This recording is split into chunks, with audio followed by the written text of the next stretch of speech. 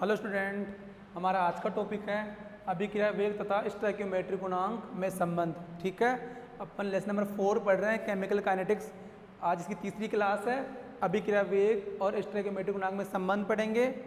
कहने का मतलब है जो आपको रिएक्शन दे रखी हो, अभिक्रिया दे रखी हो और आपको रेट ऑफ रिएक्शन पूछे तो आप कैसे ज्ञात करोगे, उसको डिस्कस करेंगे आज। देखो, पहला पॉइंट पढ़ते हैं। सबसे पहले एक पहला पॉइंट है, किसी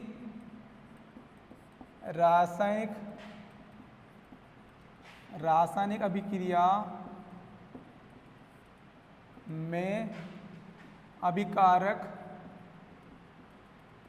तथा उत्पाद के स्टोइकियोमेट्रिक गुणांक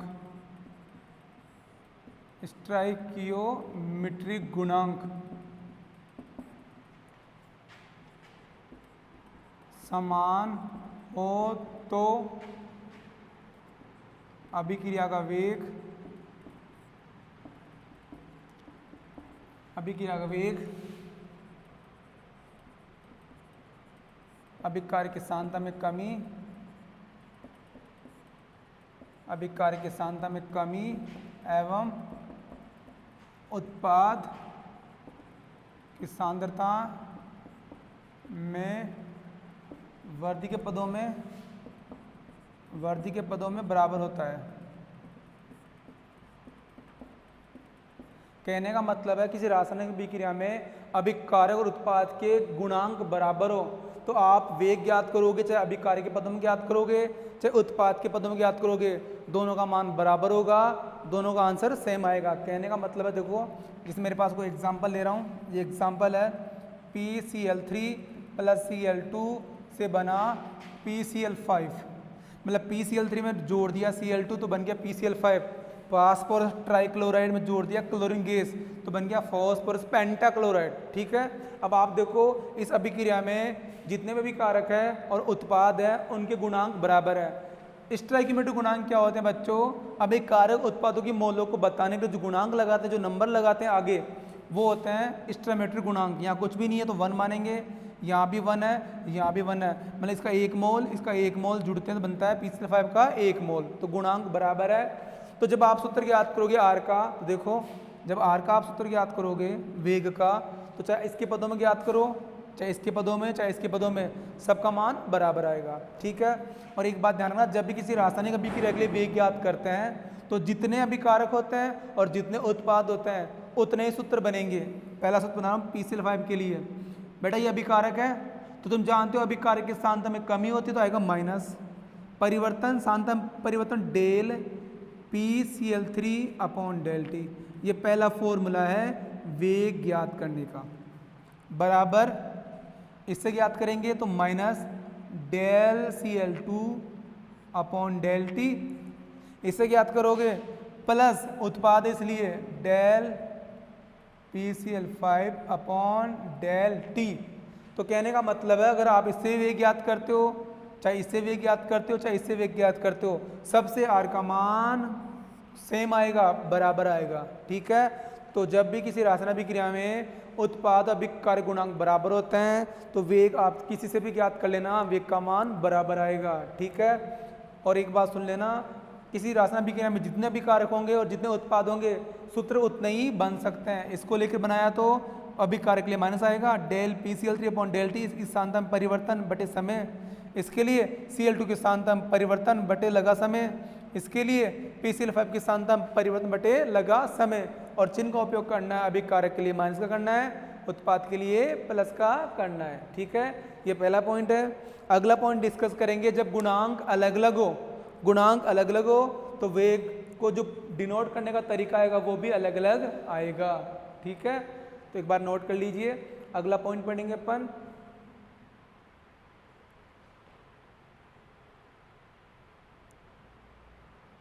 ठीक है।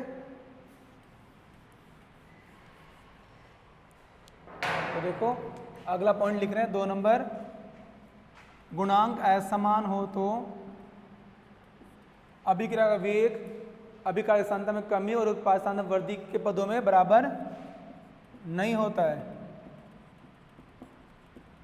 ठीक है, एग्जाम्पल लेते हैं बच्चों, N2 प्लस 3H2 से बना 2NH3। ये कोई रिएक्शन है, N2 प्लस 3H2 से बना 2NH3। अब आप देख रहे हो यहाँ पर N2 का 1 मोल है, H2 के 3 मोल है और NH3 के 2 मोल है। ठीक है, तो वेग का सूत्र क्या आएगा बच्चों, R बराबर, पहले इसके लिए याद करेंगे माइनस अभिकारक के लिए del N2 upon del T, इसके लिए याद करेंगे minus del H2 upon del T, इसके लिए याद करेंगे प्लस लगाएंगे, उत्पाद है बेटा इसलिए डेल NH3 बटे डेल T। ठीक है, ये सूत्र आएगा। अब गुणांक का प्रयोग करना अपन को, बेटा जो गुणांक होते हैं हमेशा वो जाते हैं डिवाइड में जाते हैं। जैसे माना आपने मात्रक पढ़ा मोल L-1 S-1, ये मात्रक है अभिक्रय वेग का। तो अभिक्रय वेग में हमेशा अपन मोल लेते हैं, 1 मोल। ठीक है, प्रति मोल ज्ञात करते हैं। अभी यहाँ पर बेटा 3 मोल है, तो जो आपने सूत्र लिखा वो 3 मोल का सूत्र है, लेकिन हमेशा वेग जब ज्ञात करोगे तो मोल 1 बार आना चाहिए। प्रति मोल ज्ञात करते हैं, तो उस प्रति मोल को ज्ञात करने के लिए इसके मान में मैं 3 का भाग लगाऊंगा, जब जाके आंसर आएगा 1 मोल का। ठीक है, तो जो गुणांक आते हैं हमेशा वो जाते हैं डिवाइड में 1/3, क्योंकि जब भी वेग ज्ञात करते हैं तो वेग का मात्रक होता है मोल L-1 S-1, मतलब हमेशा सूत्र में मोल 1 मोल के लिए मात्रक आता है, 1 मोल के लिए ज्ञात करते हैं। अब यहाँ पर 3 मोल है बेटा, तो उस 3 मोल को 1 बदलने के 3 का भाग देंगे। ठीक है, जैसे माना 3H2 का मान आ गया मेरे पास 9 मोल, 1 का ज्ञात करना हो तो आपको इसमें 3 का भाग देना पड़ेगा। 1 का 3 है तो 3 का 9। ठीक है, तो कहने का मतलब है जो गुणांक होते हैं अभिकारक और उत्पाद के पहले वो हमेशा भाग में जाते हैं। यहाँ कितना है 2, तो आएगा 1/2। ठीक है, तो ये अगला तरीका था जब आप वेग ज्ञात करोगे जब अभिक्रिया दे रखी हो तो जब गुणांक बराबर होता है तो सूत्र बराबर आता है। जब गुणांक बराबर नहीं है, देखो सूत्र बराबर नहीं है, या डेल N2 डेल T आएगा, लेकिन यहाँ पर गुणांक 1/3 है या 1/2 है, और गुणांक हमेशा भाग में जाता है। ठीक है, आप इसे नोट कर लीजिए। अपन कुछ क्वेश्चन डिस्कस करेंगे जिससे आपको अच्छे से समझ में आ जाएगा।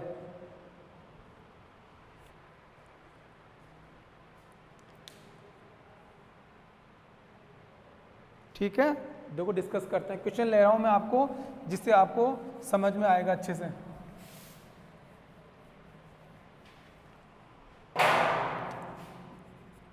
H2 प्लस Cl2 से बना 2HCl अभिक्रिया के लिए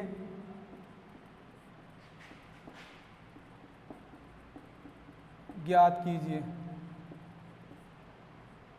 पहला है अभिक्रिया का वेग ज्ञात करना, ROR रेट ऑफ रिएक्शन। दूसरा है H2 के लुप्त होने की दर। तीसरा ज्ञात करना है HCl के बनने की दर। बड़ा लुप्त का एक नाम हो रहा है हटने की दर। फोर्थ है Cl2 के हटने बोले तो लुप्त होने की दर। ठीक है, क्वेश्चन है आपको अब दिया हुआ है H2 प्लस Cl2 2HCl में ज्ञात करना अभिक्रिया का वेग, H2 के लुप्त होने की दर, HCl के बनने की दर और Cl2 के हटने की दर ज्ञात करनी है। ठीक है, तो आप क्वेश्चन को नोट कर लीजिए, आगे अपना आंसर पढ़ेंगे तो आपको ध्यान से समझना है और ध्यान से सुनना है मेरी बात को, कैसे ज्ञात करोगे। ठीक है, तो स्टार्ट करते हैं। तो देखो सबसे पहले आपको दी गई अभिक्रिया से वेग ज्ञात करेंगे अपन R बराबर। अब अभिक्रिया में 2 अभिकारक है, एक उत्पाद है, तो बेटा 3 सूत्र बनेंगे। पहला H2 के लिए अभिकारक है क्या, तीर से पहले है तो अभिकारक है, तीर के बाद है तो उत्पाद है, तो माइनस H2 की सांद्रता में परिवर्तन बटे लगा समय। अगला सूत्र बनेंगे माइनस Cl2 की सांद्रता में परिवर्तन बटा लगा समय। आगे उत्पाद के लिए प्लस HCl की सांद्रता में परिवर्तन बटा लगा समय। यहाँ गुणांक 1 है तो 1/1, यहाँ गुणांक 1 है 1/1, यहाँ गुणांक 1 है तो 1/2। ये सूत्र आएगा पहला। R का सूत्र ये आएगा, R इससे भी ज्ञात कर सकते हो, R इससे भी ज्ञात कर सकते हो, R इससे भी ज्ञात कर सकते हो, ये पहला। दूसरा है H2 के लुप्त होने की दर। अब बेटा आपको इस सूत्र से आंसर करना है H2 की लुप्त होने की दर, दर मीन्स वेग, ये सब वेग के बराबर है। अब आपको वो पद लिखना है यहाँ पर जिसमें H2 के लुप्त होने की दर डिनोट हो रही है, जिसमें H2 की सांद्रता समय के साथ कम हो रही है। तो ये बेटा ये पद है, तो आंसर आएगा minus del H2 upon del T. ये पद ही H2 के लुप्त होने की दर को बताएगा। दर मीन्स वेग, हटने की दर मतलब सांद्रता में कमी की दर क्या होगी, del H2 upon del T. तीसरा है HCl के बनने की दर। अब आपको ढूंढना है किस में HCl का निर्माण हो रहा है, तो लिखा हुआ है HCl पद, तो प्लस 1/2 डेल HCl और डेल टी। ठीक है, इस प्रकार आप चारों क्वेश्चन का आंसर कर सकते हो। एक लास्ट है Cl2 के हटने की दर बराबर minus del Cl2 upon del T. ठीक है, तो जब भी क्वेश्चन मिलेगा आप सबसे पहले वेग रेट ऑफ रिएक्शन याद करोगे, जितने अभिकारक है या जितने उत्पाद है उतने सूत्र बनाओगे। फिर जो आपसे प्रश्न पूछा गया वो उसी के अंदर उपस्थित होगा आंसर। H2 की लुप्त होने दर, तो आपको ढूंढना है H2 का पद कौन सा है, ये वाला, तो -7 आएगा, लुप्त बोला इसलिए। HCl के बनने की दर प्लस आएगा, ये HCl का पद ढूंढ लेना। और Cl2 बोले तो Cl2 का पद ढूंढना है, हटना बोल रहा है तो माइनस आएगा। ठीक है, तो इस प्रकार आप किसी भी रासायनिक अभिक्रिया के लिए अभी का वेग ज्ञात कर सकते हो। ठीक है, तो आप नोट कर लीजिए, आगे अगला क्वेश्चन डिस्कस करेंगे।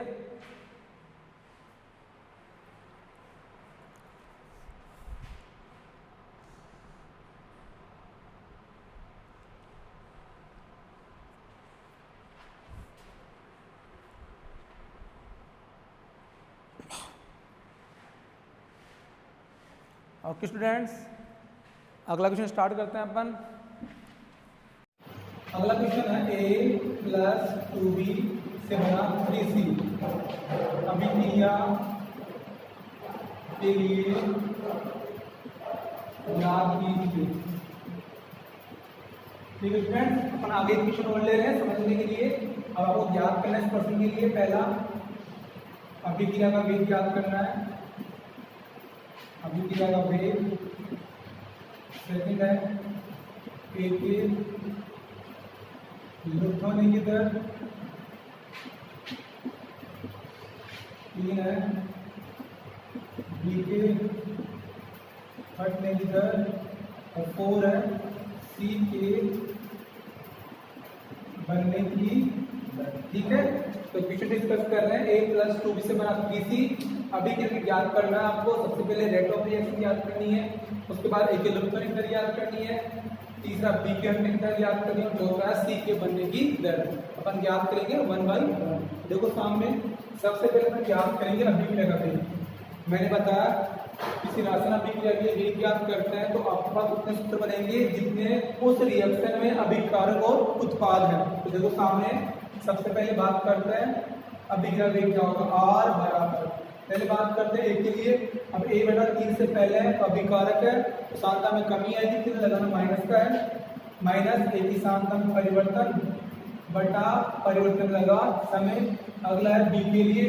अब बेटा B में गुणांक 2 है, गुणांक हम ऐसे करते हैं भाग में, माइनस चिन्ह आएगा अभिकारक के लिए 1/2 B की सांद्रता में परिवर्तन बटे लगा समय बराबर C की सांद्रता में परिवर्तन बटे लगा समय, लेकिन C उत्पाद तो प्लस का चिन्ह आएगा। ठीक है, ये पहला क्वेश्चन हो गया। दूसरा है A के हटने की दर।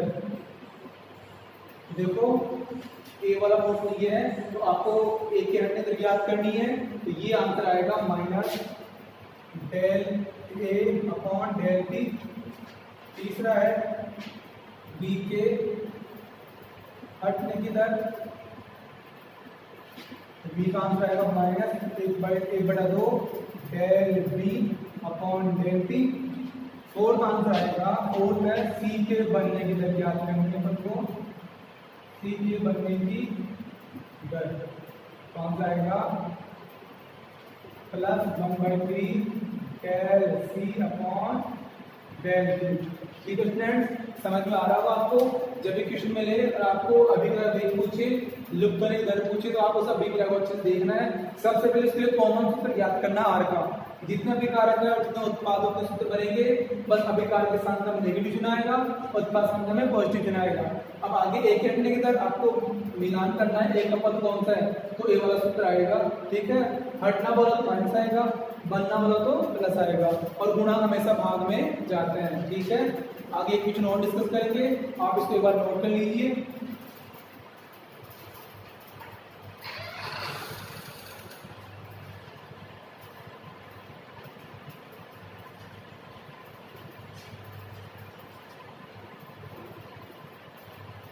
ओके स्टूडेंट्स, अगला क्वेश्चन लेंगे। अगले क्वेश्चन में आपको है ना मान दिया होगा, तो आपको कैलकुलेट करना पड़ेगा। अभी ओनली अपना सूत्र तक सीमित है, मैं आपको मान नहीं दे रहा।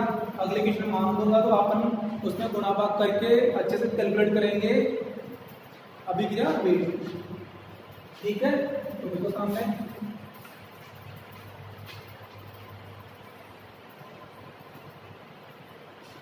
क्वेश्चन है N2 प्लस 3H2 से बना 2NH3 अभिक्रिया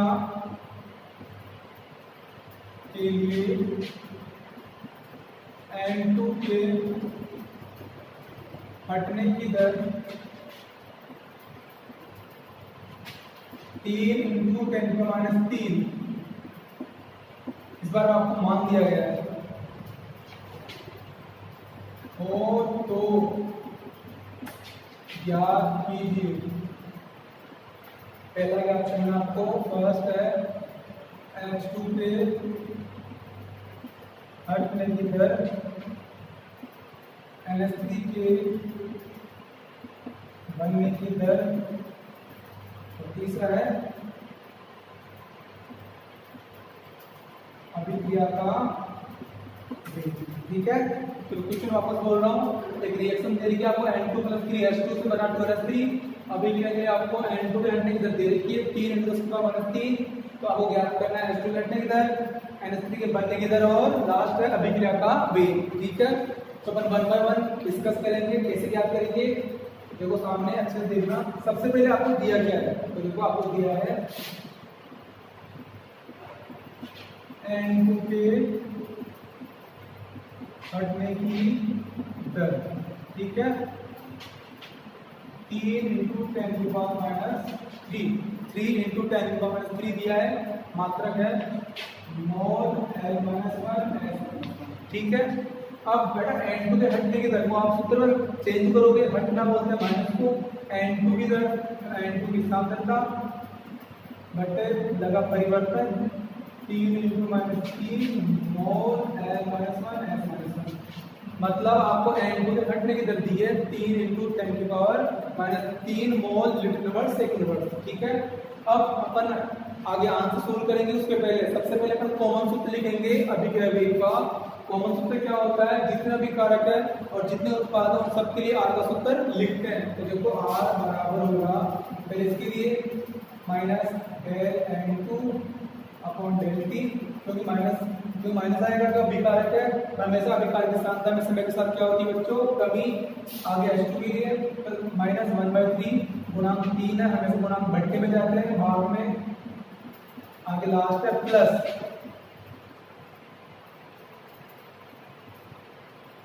1/2 del NH3 upon del T। तो ये कॉमन सूत्र है, इस सूत्र से अपन आगे आंसर सोल्व करेंगे। ठीक है, और आपको ये आंसर दिया है। ठीक है, तो अगला आंसर स्टार्ट करने से पहले आप इसको एक बार नोट कर लीजिए।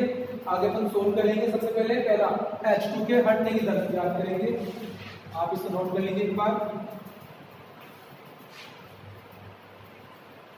ओके स्टूडेंट्स,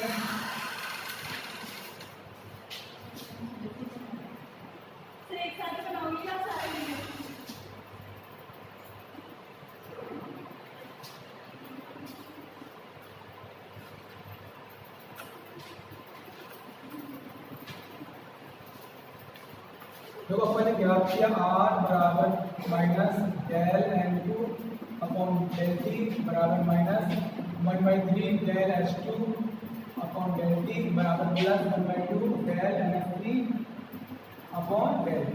ठीक है, पहले अपन डिस्कस करेंगे, ज्ञात करेंगे पहला H2 के हटने की दर। ठीक है, बट अब आपको H2 के हटने की दर ज्ञात करनी है और आपको दिया है N2 के लुप्त होने की दर, तो दोनों को बराबर करेंगे तो आंसर आएगा। अपन को जो ज्ञात करना वो लेफ्ट में रखना है, -1/3 del H2 upon del T बराबर, ठीक है, आपको उसका मान दिया गया है 1/3 उस तरफ ले जाएगा तो minus del NH3 minus del H2 upon del T 3 उस तरफ जाएगा तो आंसर आएगा ये, इसका मान दिया था आपको, तो 3 इंटू 10 की पावर -3। ठीक है, आगे इसको सोल्व करेंगे तो जो आंसर आएगा वो होता है H2 के फटने की दर। अगर आपको डाउट लग रहा है तो एक बार फिर से देखो इसको वापस एक बार ऐसे लिखेंगे अपन, del H2 upon del T, इसका मान दे रखा है 3 इंटू 10 की पावर -3। अब 3 को उस तरफ ले जाएंगे तो आंसर आएगा माइनस बराबर 3 इंटू 3 10 की पावर -3। आगे सोल्व करने का आंसर आएगा 3 दिया 9, तो अपने पास जो आंसर आएगा वो आएगा del H2 upon del T बराबर 9 इंटू 10 की पावर -3। अब बड़े माइनस साइन आ रहा है तो आप आंसर माइनस लगा सकते हो, माइनस। ठीक है, तो आंसर आएगा H2 के हटने की दर। एक बार फिर देख लो, आपको सबसे पहले आपको सूत्र लिखना है, कॉमन सूत्र R बराबर minus del H2 upon del T बराबर minus 1/3 del H2 upon del T बराबर plus 1/2 del NH3 upon del T। आपको ज्ञात करना है H2 के हटने की दर। अब आपको ये मान दिया गया है, ये मान पूछा है, दोनों को इक्वल करेंगे, जो पूछा वो लेफ्ट लिखेंगे, जो दिया वो राइट में लिखेंगे। इसका मान दिया है ये, अब इस 3 को उस तरफ ले जाएंगे तो जो आंसर आएगा वो होगा -9 इंटू 10 की पावर -3। ठीक है, तो नोट कर लीजिए। आगे अपन ज्ञात करेंगे NH3 के बनने की दर, NH3 के बनने की दर। ठीक है,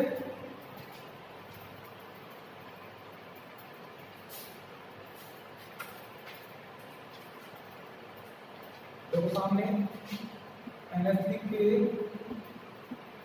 बनने की दर, तो ये मान आपको दिया है, ये पूछा है, तुम दोनों बराबर करेंगे। एक बात सुनना, जो दिया है और जो पूछा है उनको बराबर करना आपको हमेशा, तो plus 1/2 del NH3 upon dt minus del N2 upon del, इसका मान दिया आपको 3 इंटू 10 की पावर -3। सोल्व करेंगे, 2 बड़ा उस तरफ चला जाएगा तो आंसर आएगा plus del NH3 upon del T बराबर 2 इंटू 3 10 की पावर -3, तो आंसर आएगा 6 इंटू 10 की पावर -3 मोल S-1। तो बच्चों सेकेंड आंसर है NH3 के बनने की दर। एक पॉजिटिव आएगा कि हमेशा उत्पाद समय के साथ बढ़ता है। ठीक है, अब एक लास्ट है अभिक्रिया का वेग, कैसे ज्ञात करेंगे। अब आपके पास अभिक्रिया का वेग ज्ञात करने के 3 फॉर्मूले हैं, ये फॉर्मूला फर्स्ट, सेकंड, थर्ड, तो आप किसी फॉर्मूले से ज्ञात कर सकते हो, आंसर सेम आएगा। लेकिन हमेशा आप एक बात ध्यान रखना, हमेशा आर का मान आपको सूत्र से ज्ञात करना जो आपको दिया है। अब आपको प्रश्न में ये दिया है तो आप इसके अकॉर्डिंग ज्ञात करना आर का मान, तो आंसर आ जाएगा। वैसे अगर आप ज्ञात करना चाहो तो इससे भी ज्ञात कर सकते हो, इससे भी ज्ञात कर सकते हो, अभिक्रिया वेग तीनों से समान आएगा। ठीक है, लेकिन फिर भी अगर आपको लास्ट में अभिक्रिया ज्ञात करना हो तो आप हमेशा दिए गए मान के साथ ही ज्ञात करना। ठीक है, तो देखो लास्ट है